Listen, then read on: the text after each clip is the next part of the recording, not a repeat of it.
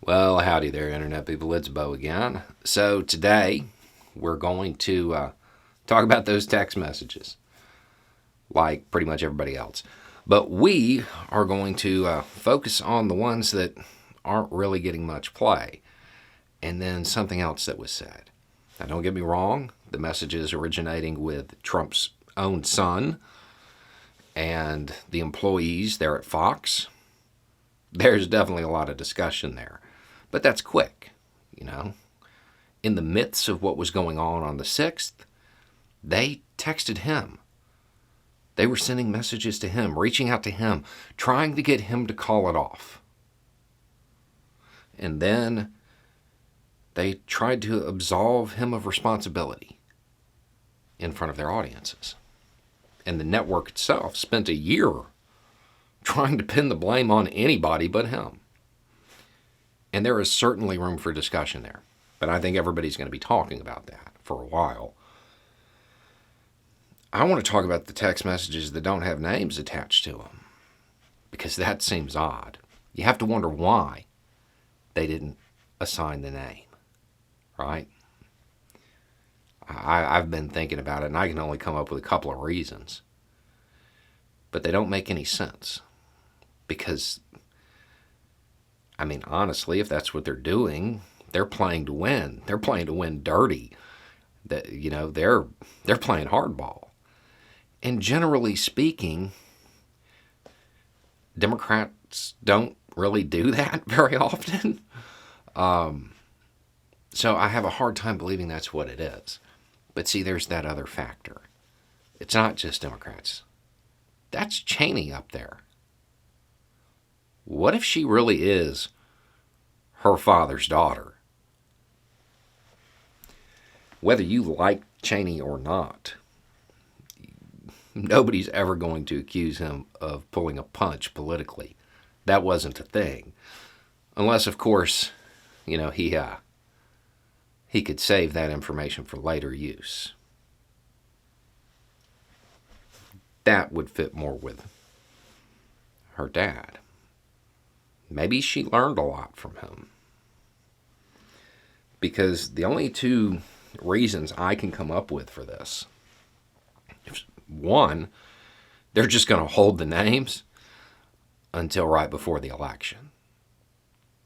Which, yeah, I mean, that would probably swing a point or two. Or it's a shot across the bow. It's a shot across the bow saying, hey, we have your messages too. You might want to reconsider your position, or you're next. That's a possibility as well. And that would truly be, a lot like her dad. It's a possibility. We don't know that's what it is, but I can't think of any other reason to do it.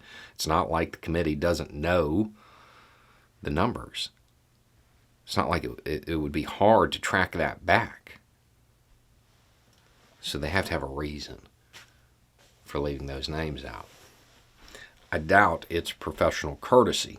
To be honest, I'm kind of willing to bet that Cheney's kind of ready to metaphorically burn the Republican House down on her way out the door.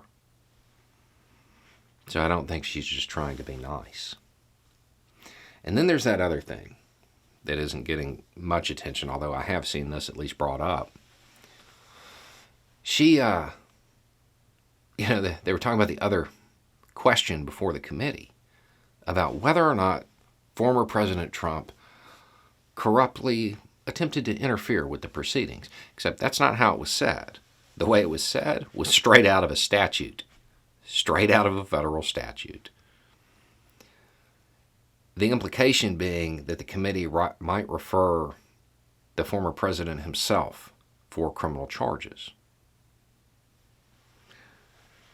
Now, I've made no secret of the fact that I think that's really unlikely because in D.C. there is a long-running history of attempting to protect the institution of the presidency.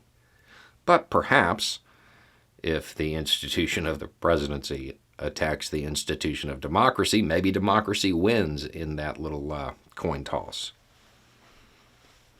So maybe it's just being thrown out there for no reason. Or, rather than it just being them tipping their hand and saying they're considering referring the former President of the United States for criminal charges, maybe that's also a shot across the bow. Maybe that's also saying, hey, you do understand that if a criminal investigation into the president, into the former president, for the events of the 6th occurs, well, there's a whole lot of people that would get swept up in that. I think this was much more of a power move than people are giving it credit for. I don't think this was really about just outing out some figures on Fox. I don't think that's what was the main goal here. I think it was sending a message. And I'm fairly certain that message was received. I can't think of any other reason for the day to have unfolded the way it did. Now that's speculation, to be clear. I don't have any evidence to back that up, but I can't think of any other reason. I would love to hear one if you have it, because I don't want to get my hopes up thinking that, Cheney taught the Democrats how to play hardball. But it's kind of the only thing I can think of. Anyway, it's just a thought. Y'all have a good day.